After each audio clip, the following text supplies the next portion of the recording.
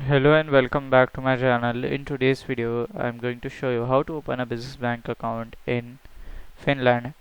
So here is google.com and we'll likely search for top business banks in Finland. Okay, list. So here we can see. So the first bank is Nordea. Then we have OPYO Bank. Then we have the Kankustrasta Bank. Okay, and other banks.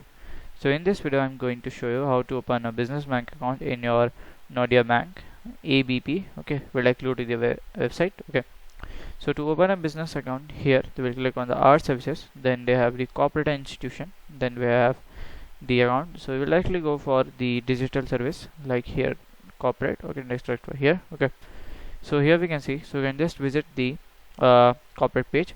So from there you can directly get their location. You will click on the location button and from there you will like saying Finland. Okay, so from here you can just go to their official website and you will be able to open the account.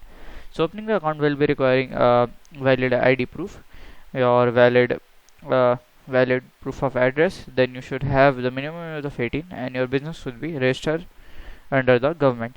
So this is how to open a business bank account in your Finland. So if you find this video helpful, make sure you like, subscribe and share the video. Thank you for watching.